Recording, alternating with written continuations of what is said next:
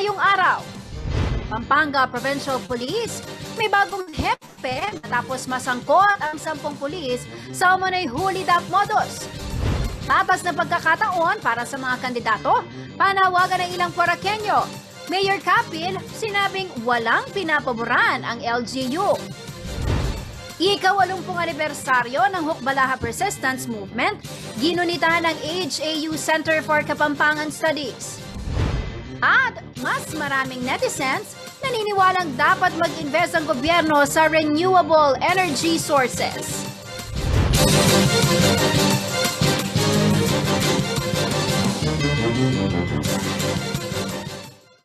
Magandang gabi karehiyon. Ako po si Jennifer Salenga. Oras na para sa mga maiinit na balitang Central Luzon.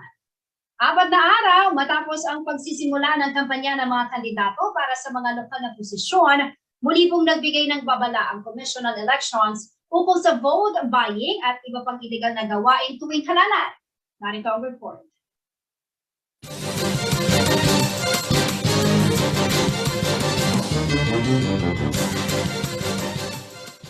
Nagbabala ang Commission on Elections o COMELEC sa mga lokal na kandidato nitong Lunes na minomonitor ang campaign activities ng mga ito kasama ang social media. Ito'y sa gitna ng alegasyon ng vote buying at iba pang election-related offenses. Binigyang diin ni COMELEC Commissioner George Garcia na maaari ng patawan ng paglabag ang mga kandidato sa pagsisimula ng campaign period nitong March 25. Maging ang social media raw ay tinututukan ng komisyon, lalo ng mga paraffol at paggamit ng mga bata sa programa. Hinikayat din ng COMELEC ang mga kandidato na i-monitor ang aktibidad ng kanilang mga katunggali at i-report ang anumang paglabag sa poll body. Hinimok din ng COMELEC ang publiko na maghain ng reklamo kung sila ay nakakita at mayroong ebidensya laban sa mga kandidatong lumalabag sa election rules. Maging ang mga reklamo sa social media, kikilalanin din daw ng komisyon. Kung may mabigat na ebidensya patungkol sa vote buying at iba pang violation, pwedeng sumulat sa COMELEC Law Department at agad daw nila itong aaksyonan. Nakatakda ring itatag ng COMELEC ang Task Force Against Fraud and Vote Buying sa Miyerkules, March 30. Pangungunahan ito ng COMELEC, Department of Justice, National Bureau of Investigation, Philippine Information Agency, Philippine National Police at ng Armed Forces of the Philippines. Ang naturang multi-agency task force ay hihinga ng tulong para iparating sa lahat, hindi lamang sa mga kandidato kundi lalong-lalo na raw sa mamamayan na seryoso ang COMELEC na masawata at pigilan ang issue ng vote buying. Ani Garcia, dahil daw sa vote buying, hindi na ipakikita ang tunay na sentimiento ng mga mamamayan. Sa ilalim ng Omnibus Election Code, ang vote buying at selling ay may katumbas sa parusa ng pagkakulong mula 1 hanggang 6 na taon. Jennifer Salenga, CLTV News.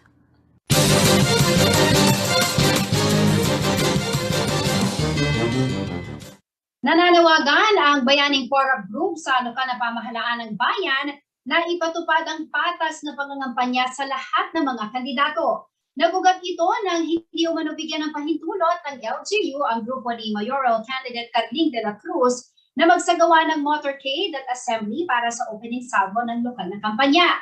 Depensa naman ni incumbent Mayor Jing Capil, kinonsidera nila ang magiging lagay ng trapiko kung sabay-sabay ang aktibidad.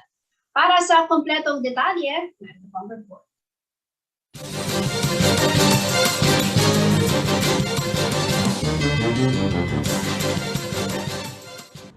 Naglabas ng kanilang saloobin ng Bayaning Porac, isang civil society group kaugnay ng lagay ng lokal na pangangampanya sa bayan ng Porac, Pampanga.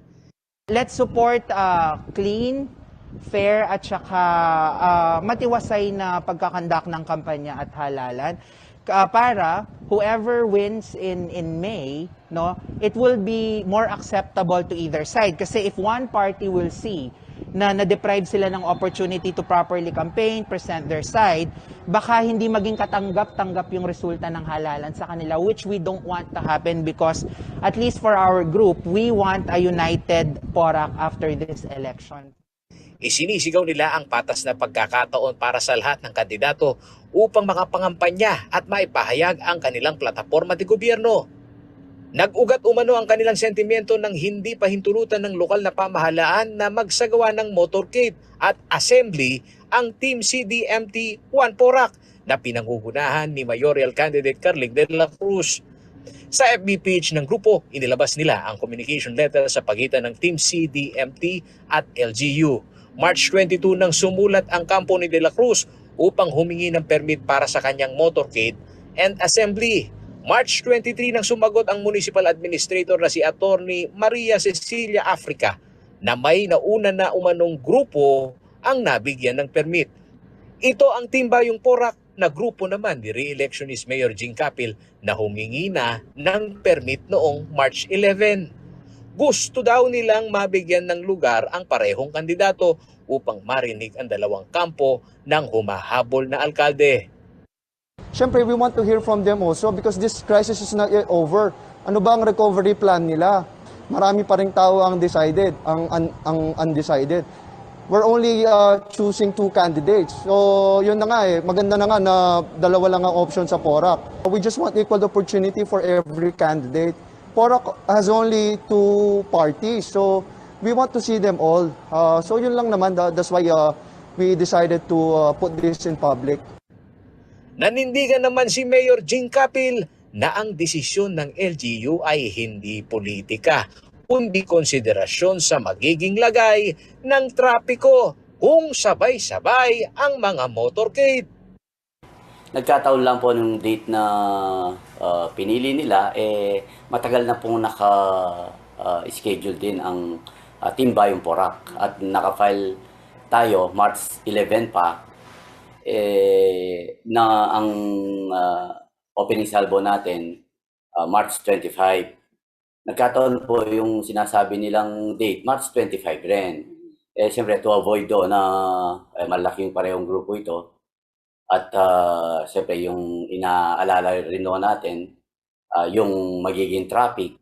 Para naman sa Bayaning Porac, dapat huwag raw pagkaita ng mga botante na magpahayag ng kanilang pagsuporta sa kanilang napiling kandidato. Ang laki ng Porac, ibang barangay naman yung proposed venue ng kanilang opening salvo. So, ang talo dito sa nangyari is mga voters na Poraceño because we're depriving the other side of the opportunity to show forth. Paglilinaw ni Mayor Capil, wala silang pinipigilan na mangampanya. Mayroon umanong 40 days para sa local campaigning. Tanging 2 petsa lamang umano ang hindi nila papayagan ang Team CD1 Porac dahil may nauna na ngang grupo. Yun nga ang sinasabi namin na mamili sila ng date. 2 lang naman pong umahabol na grupo, maliban sa mga independent na malaking grupo, ang Timbayong Porac at saka yung kanilang grupo. Kaya parang napakasimple lang naman po na hindi mo pwedeng pagsabayin itong 2 grupong ito. Samantala, sumunod naman ang Team CDMT1 Porac na isagawa ang kanilang motorcade at assembly sa ibang araw. Paolo G. Santos, CLTV News.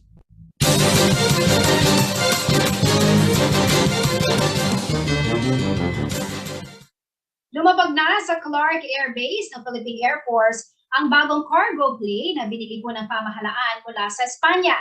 Silipin natin ang bagong air asset ng Armed Forces of the Philippines, ulat ni Felix Barrios.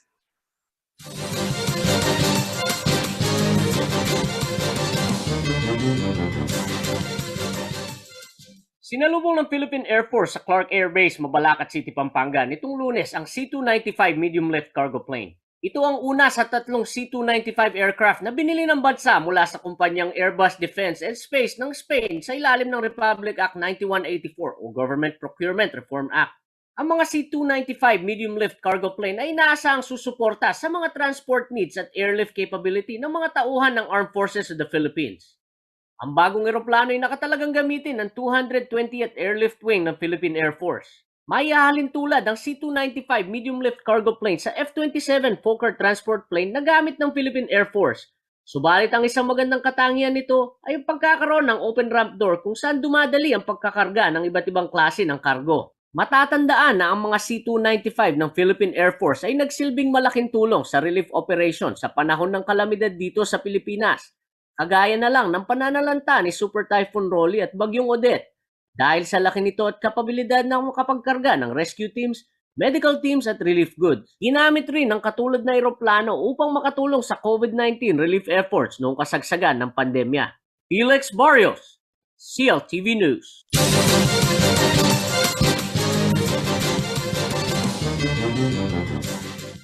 Matapos masangkot sa umano'y ulidab modus, ang hindi bababa sa 10 intelligence police sa Pampanga, tinanggal na po sa pwesto bilang hepe ng Pampanga Provincial Police Office si Police Colonel Robin Sarmiento. Nitong Lunes, March 28, nagsagawa ng courtesy call kay Governor Delta Pineda ang itinalagang bagong acting provincial director na si Police Colonel Jonas Amparo. Kasabay nitong humarap kay Pineda ang bagong hepe ng Provincial Intelligence Unit na si Police Colonel Romeo Castro. Dati pong nagsilbi si Amparo bilang Deputy Regional Director para sa mga operasyon ng Central Luzon Police Office.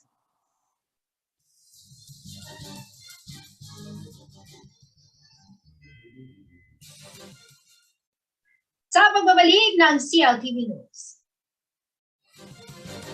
Pakikilahok ng kababaihan sa industriya ng pangisdaan, tiniyak ng BIFAR Region 3. Pagpapataas ng produksyon ng gatas ng kalabaw, nais tutukan ng pamahalaan. At konstruksyon ng Bagak Road, sinimula na ng DPWH. Manatiling nakatutok para sa iba pa mga nagugunang balita ngayong araw.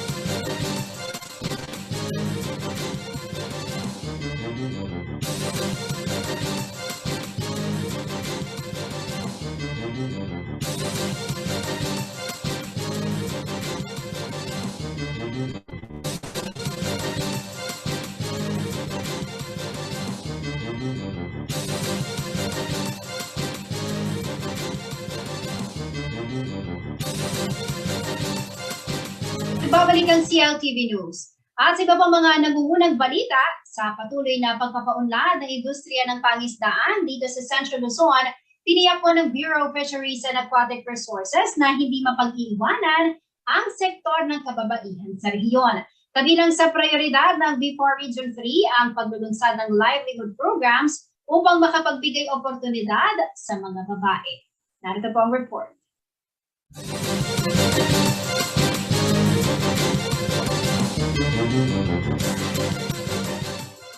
Dito sa training hall ng punong tanggapan ng Bureau of Fisheries and Aquatic Resources o BIFA Region 3 sa siyudad ng San Fernando, Pampanga, aktibo ang higit 100 kawani ng ahensya na nakibahagi sa pagdiriwang ng Women's Month nitong umaga ng March 28, 2022.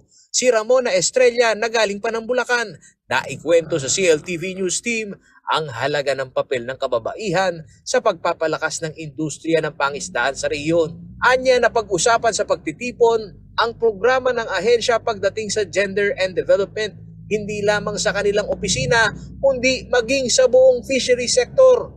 sabi natin, hindi lang po pwede yung lalaki na lang po pwedeng magtrabaho sa bahay or kikita ng pera. Sa ngayon kasi parang kasi is kailangan magtulungan na rin po yung mag-partners na kumita po ng pera. So doon po natin nakikita ngayon yung power na babae. May kakayahan din po siyang kumita ng pera para po sa family. Dahil buwan ng kababaihan, layon daw ng BIFAR na maipaunawa sa kanilang mga kawani ang halaga ng gender equality. Ayon yan kay Joanna Orias, focal person ng Gender and Development ng BIFAR Region 3. Actually po, it's a month-long celebration po simultaneously na ginagawa to all government agencies. As for us dito sa BIFAR, so nag-opening po kami, it's I think March 8. So one of the highlight po is this event nga po which we train on gender mainstreaming, and dun sa afternoon training natin later this afternoon is yung sa mental awareness naman po. So basically it's the highlight for our employees. Bagamat aminadong dominante pa rin ang lalaki sa industriya ng pangisdaan, ayon kay Orias, may mga livelihood programs ang BIFAR na saklaw ng pwersa ng babae. Kabilang sa pinalalakas ng BIFAR Region 3, ang food processing industry dito sa rehiyon. Yung mga project leaders po natin specifically na bumababa din po is we do not limit naman po na ito is para sa kalalakihan, but it's open for everyone. Actually, may mga recipient tayo na mga kababaihan po ng ating mga programs and projects. So for that, siguro it's a good start na getting itong mga kababaihan natin involved in our fisheries projects. May mga pag-aaral ang National Economic Development Authority o NEDA sa bansa na upang mapalakas ang sektor ng kababaihan sa labor force, kailangang paigtingin ang accessibility sa skills training, mabali ang kultura ng occupational gender segregation at maging ang employer discriminatory na nagiging sanhi ng limitadong women's economic activity. Bukod sa training program ng BIFAR Region 3 ay pinasinayaan din ang isang bahagi ng kanilang tanggapan na ginawang lactation and toddlers room. Ang ganitong pasilidad ay pagkilala umano sa pangangailangan ng mga working moms. Importante rin siya kasi unang-una, makakaroon kasi ng privacy ang mga mothers and to take time din na alam mo na makapag-pump ng breast nila at maiwi sa bahay exclusively para iyon ay maipa-breastfeed nila sa kanilang mga babies. Paolo G. Santos, CLTV News.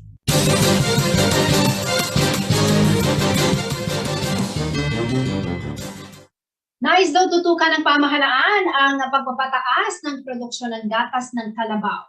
Ito ang naging hamon ni Department of Agriculture Secretary William Dar sa pamunuan ng Philippine Carabao Center o PCC sa Nueva Ecija. Ayon sa kalihim, malaki ang potensyal ng PCC at ng buong bansa sa larangan ng Carabao milk production. Narito po ang detalye.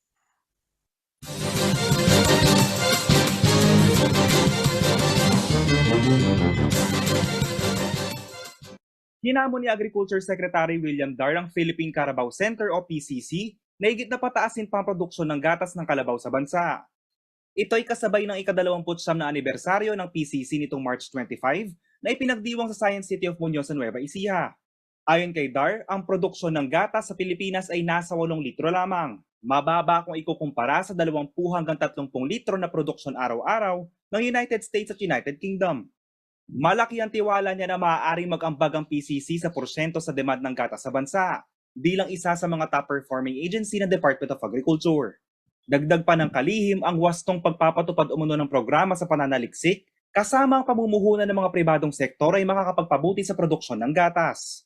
Para sa ika-29 na taon ng PCC, bibigyang prioridad dito ang pagpapatupad ng Carabao Industry Roadmap para sa 2020 to 2025 at iba pa mga proyekto sa pamamagitan ng Office of the Senate Committee on Agriculture and Food. Pagbibigay tulong sa implementasyon ng school-based milk feeding program, gayon din ang Coconut Carabao Development Project at iba't ibang dairy products sa may kabuuang 512 million pesos. Akma sa tema nito ngayong taon na achieving milestone through grit and resiliency ang ipinapakitang determinasyon ng ahensya na mapaunlad na pagkakalabaw sa kabila ng iba't ibang hamong kinakaharap ng industriya. GM De Jesus, CLTV News.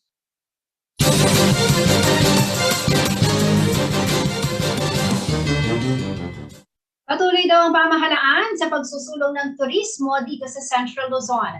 Kabilang sa mga programa at proyekto na tinututukan ngayon ay ang paggawa ng mga kalsada patungo sa mga tourism destinations, gaya na lamang po sa Bagak, Bataan. Narito ang report.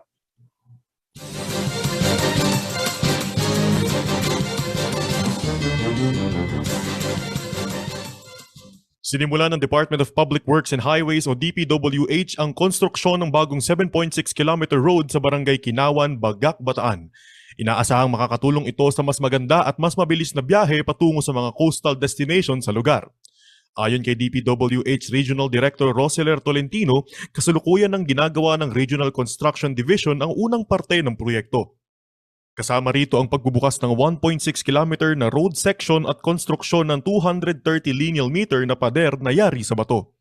Ang nasabing pader ay magkakaroon ng isang line canal sa gilid ng bundok na magbibigay proteksyon at magsisilbing agusan ng tubig. Isang metal guardrail beam din ang ilalagay sa gilid ng bangin para sa kaligtasan ng mga motorista. Ang proyekto ay may initial budget na 150 million pesos at pinondohan sa ilalim ng 2021 General Appropriations Act. Matatandaan ilang access roads na rin ang natapos ng ahensya. Nagbigay daan ng mga ito upang mas madaling mapuntahan ng iba't ibang tourist spots sa rehiyon gaya ng Ditabuyan Falls sa Pantabangan, Nueva Ecija, Monasterio de Tarlac sa San Jose at Dueg Ecotourism Nature Park sa San Clemente, Tarlac.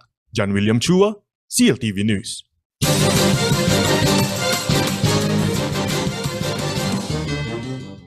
Sa pagbabalik ng CLTV News.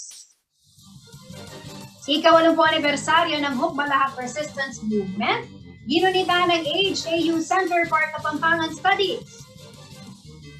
Murang pabahay na i-turn over na sa mga empleyado ng City Government ng San Fernando. At 33 milyong Pilipino hindi pa nakatatanggap ng COVID-19 booster shot ayon sa DOH. Manatiling nakatutok at magbabalik ng CLTV News.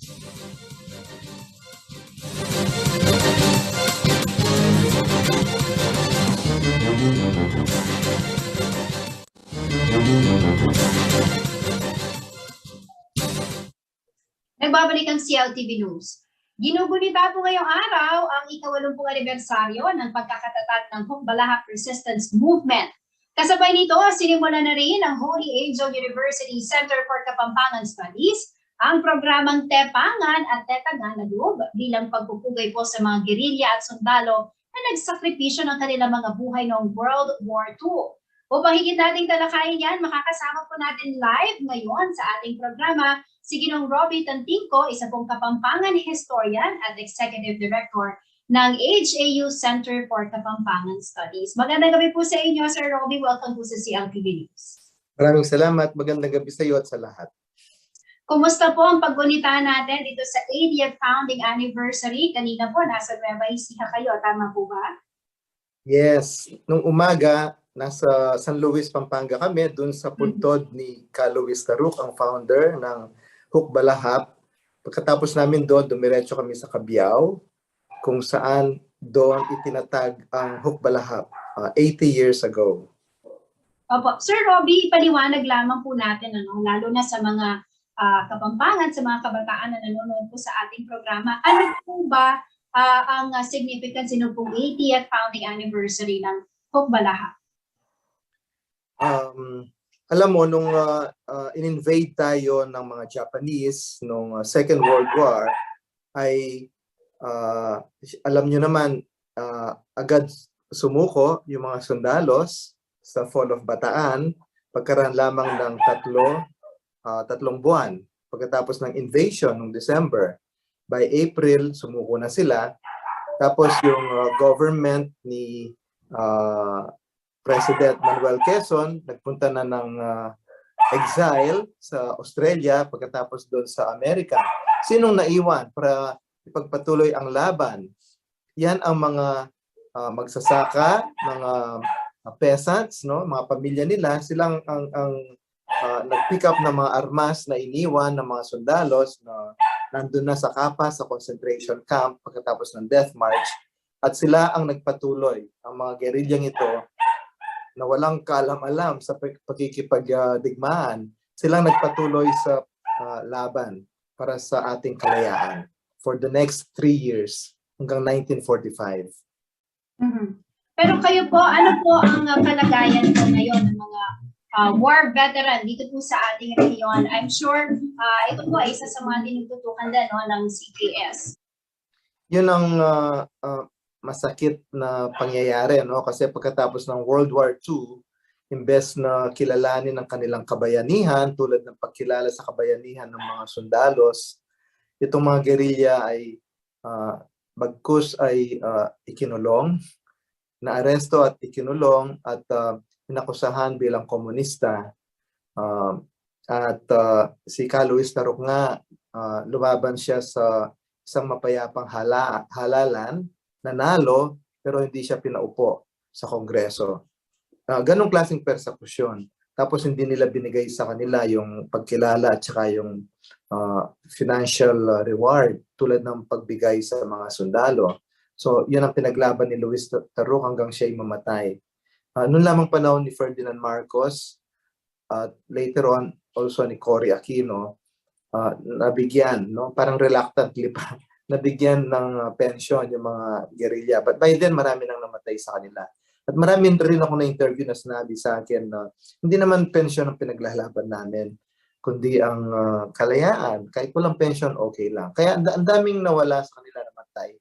Libo-libong mga Huk veterans ang nakuha ng mamatay na hindi man naka-receive ng kanilang pension. At nakakatuwa po dahil unti-unti, no, Sir Robbie, yung pong mga aktibidad na karaniwang ginagawa dati ng Center for Kapampangan Studies dahil nga nagkaroon ng paglubag sa restrictions ay nagagawa na natin. At isa nga po itong programang Tepangan at Tepatan. Ano? Meron pa po mga activity na naka-line up? Yes. So, sa April 9, doon naman kami sa mismong spot kung saan natapos ang Death March, doon sa Capas. Doon yung tinayo yung concentration camp, tulad ng concentration camp sa Germany, no? Nagdusa sila doon at meron kaming program na naman doon with the LGU of Capas.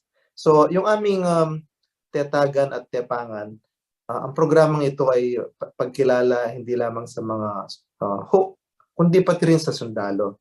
So both ways, no? At oo, advocacy yan ng Center for Kapampangan Studies kasi palagay ko isang malaking injustice yung nangyari sa kasaysayan.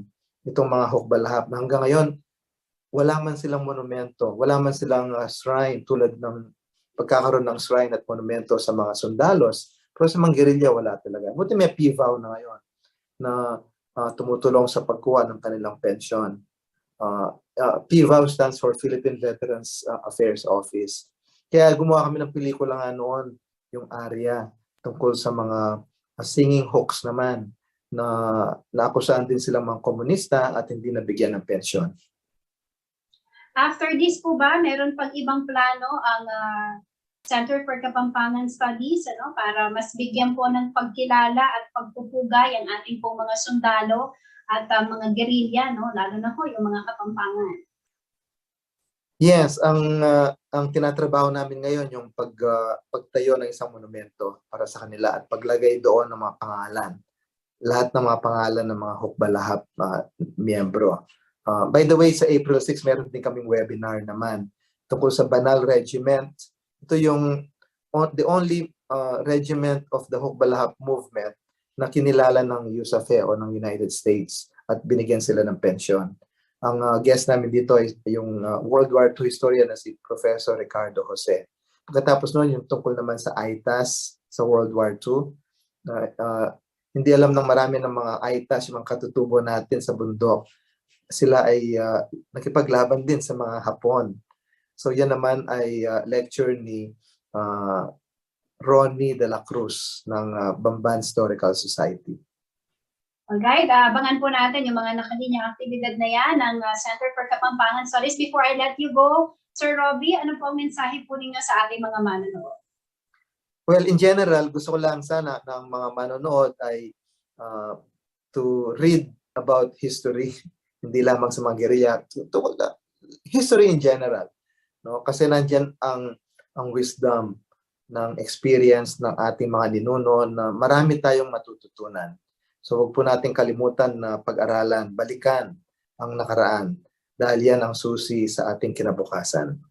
at maaari po magtungo ang ating mga kababayan sa Center for Kapampangan Studies for research, at ito pong pagbabasa sa ating kasaysayan. Maraming salamat po sa inyong oras, Sir Robin Nandingo. Maraming salamat din. Samantala, dumako po tayo sa ibang balita. Hindi na raw kailangang mangamba pa na ilang empleyado ng City Government ng Ciudad San Fernando, Pampanga na nangungupahan lamang sa kasalukuyan. Formal na kasi na-turnover sa kanila at sa halos 700 benepisyaryo ang murang pabahay sa ilalim ng Social Housing Finance Corporation at ng lokal na pamahalaan. Ang detalye sa ulat ni Jenna Lumbang, Parunga.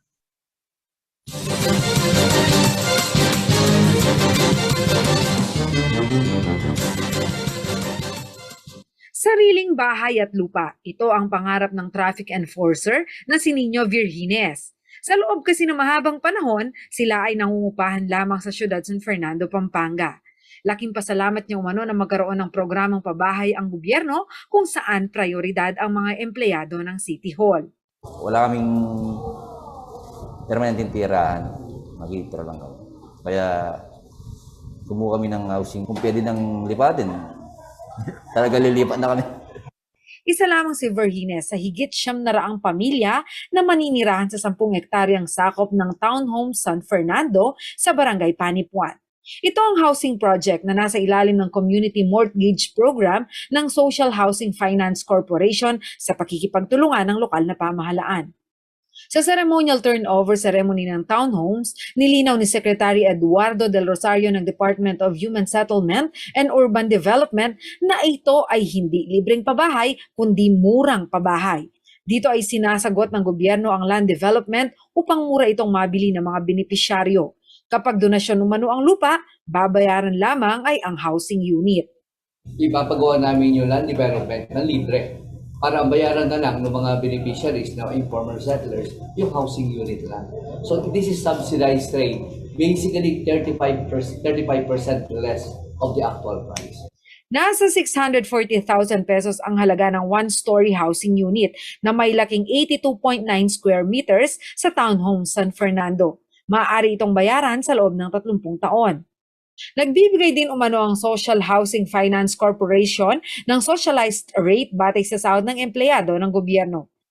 For those medyo intermittent, may mga casual employees tayo diba, na contractuals, 4.5 at medyo hirap talaga. So we have 2%, the lowest in the industry. Maliban sa mga housing units, nakatakda rin ang pagtatayo ng mga pasilidad para sa mga homeowner.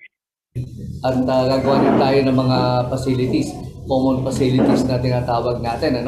Magagawa tayo ng covered court, magkakaroon tayo ng daycare center as well as the market na ipapagawa naman ng Bangkay Corporation.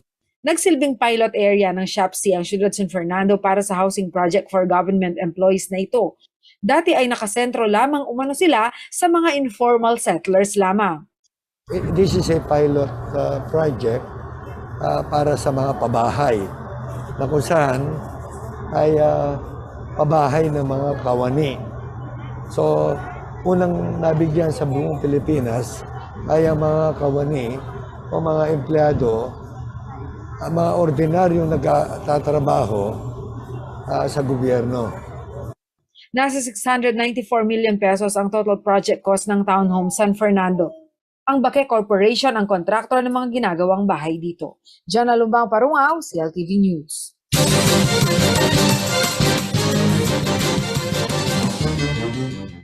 Nasa 33 milyong Pilipino pa ang hindi nakatatanggap ng COVID-19 booster shot ayon po sa Department of Health. Lumalabas sa isang pag-aaral na marami kasi sa ating mga kababayan ang naniniwalang sapat na ang kanilang proteksyon laban sa COVID-19. Pero paliwanag po ng kagawaran, humihina ang immunity mula sa bakuna, kaya kailangan pa rin itong madagdagan. Narito ang report.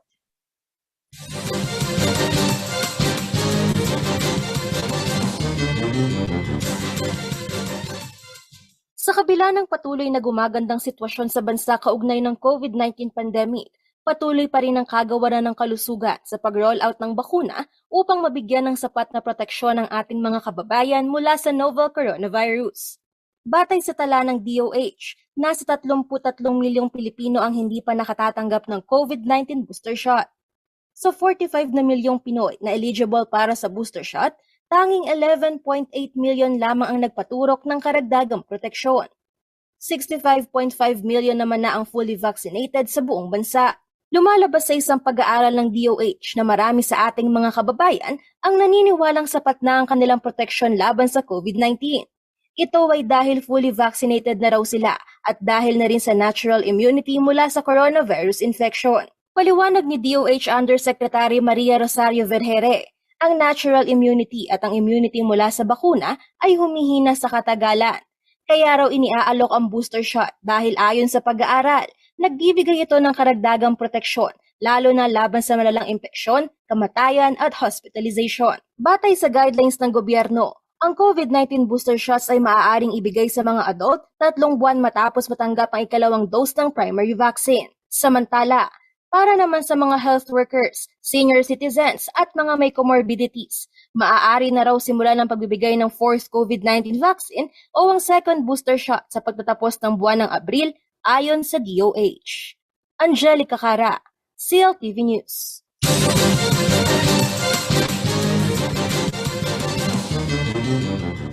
Sa pagbabalik ng CLTV News, mas maraming netizens naniniwalang dapat mag-invest ng gobyerno sa renewable energy sources. Higit 60 million pesos na hog production project sa Magalang, aprobado na ng DOI. Madaling nakatutok at magbabalik ng CLTV News.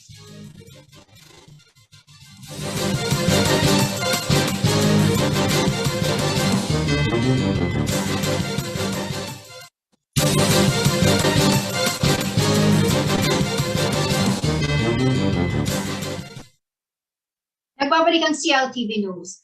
At sa iba pang mga nauunang balita, naniniwala po ang mas maraming netizen na dapat higit na pagtuunan ng pansin ng pamahalaan ang paglilinang sa mga natural energy sources sa bansa. Ito po ang lumabas sa isang online survey na ginawa ng CLTV. Matatandang inaprubahan na ng Pangulo ang pagsasagawa ng plano upang buksan ang nakategang Bataan Nuclear Power Plant bilang alternatibong supply ng kuryente. Narito ang report.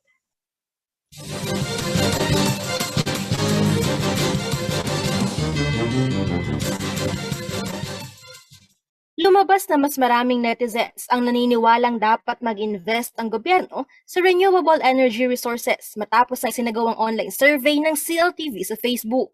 Mula March 21 hanggang March 26, tinanong ang netizens sa nasabing survey kung ano ang dapat gawin ng susunod na administrasyon upang matiyak ang abot kayang supply ng kuryente. Sa halos 1,200 respondents, 55.90% sa mga ito ang nagsabing dapat tutukan ang pag-i-invest sa renewable energy resources. 24.19% naman sa mga ito ang naghayag na kailangang buksan ng Bataan Nuclear Power Plant at pagtatayo pa ng mga plantang nuklear.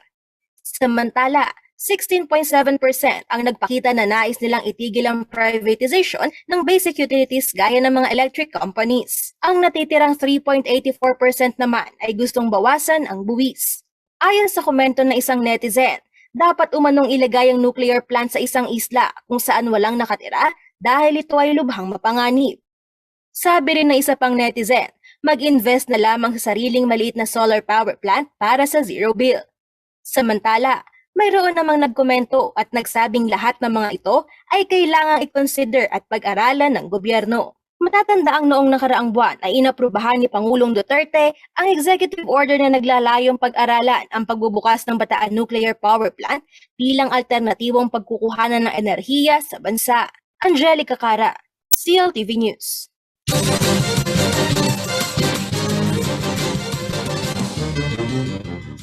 Aprobado na sa Board of Investments ang pagtatayo ng hog production project ng kumpanyang Zashi Hog Farm Incorporated sa bayan po ng Magalang, Pampanga.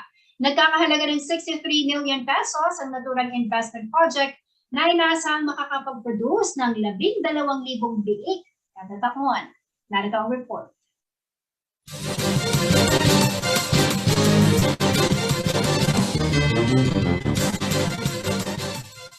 Inaprubahan na ng Board of Investments o BOI ang 62 million pesos na hog production project ng Zashi Hog Farm Incorporated sa San Ildefonso, Magalang, Pampanga nitong Lunes, March 28. Paraan daw ito ng ahensya upang suportahan ang programa ng gobyerno na nakatuon sa maayos na supply ng baboy sa mga lokal na pamilihan sa gitna ng kumakalat na African Swine Fever o ASF. Kabilang sa bagong proyekto ng ZASHI ay ang pagpapatayo ng gestating building at farrowing facility na gagamitin para sa pagpaparami at pagpapalaki ng biik. Ang nasabing proyekto ay malapit lamang sa sariling hog raising facility ng ZASHI.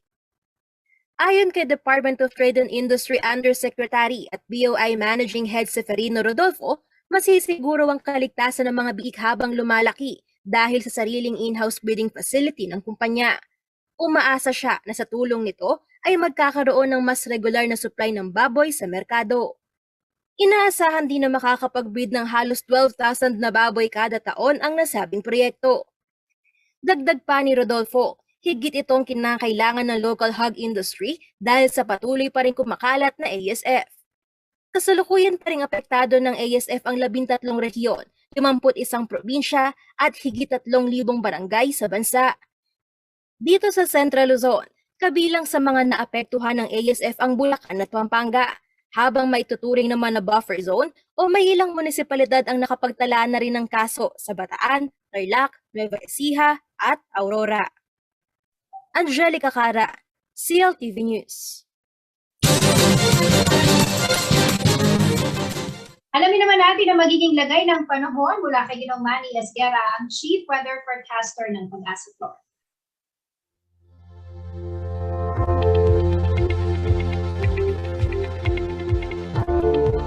Narito po magiging taya ng panahon sa susunod na 24 oras. Kanina pong alas 3 ng madaling araw ay namataan po ang low pressure area at tinatayang nasa layong 390 kilometers dyan po sa may hilagang kanluran ng Zamboanga City or nasa layong 95 kilometers sa timog silangan ng Puerto Princesa City, Palawan.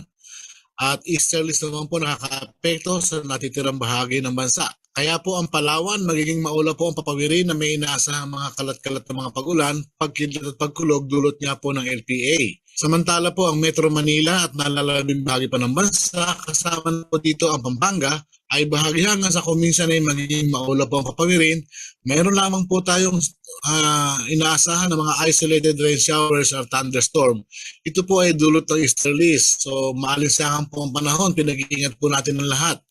Kaya lagi po tayong magbaon o minom ng maraming tubig para po sa kasisiyan ng ating katawan.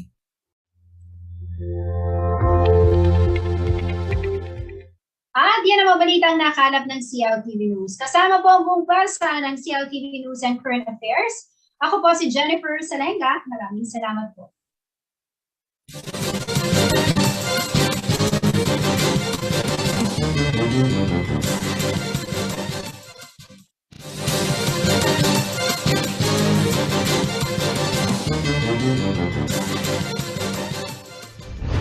Narito na ang mga malalaking balitang Central Luzon ngayong araw.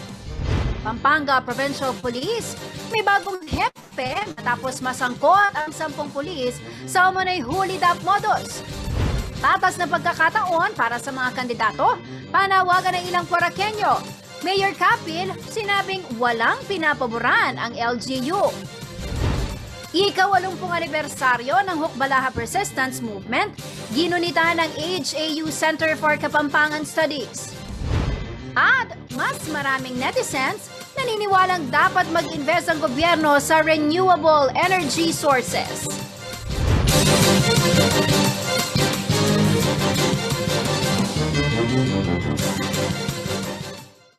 Magandang gabi ka rehiyon. Ako po si Jennifer Salenga. Oras na para sa mga maiinit na balitang Central Luzon. 4 na araw matapos ang pagsisimula ng kampanya ng mga kandidato para sa mga lokal na posisyon, muli pong nagbigay ng babala ang Commission on Elections ukol sa vote buying at iba pang illegal na gawain tuwing halalan. Narito ang report.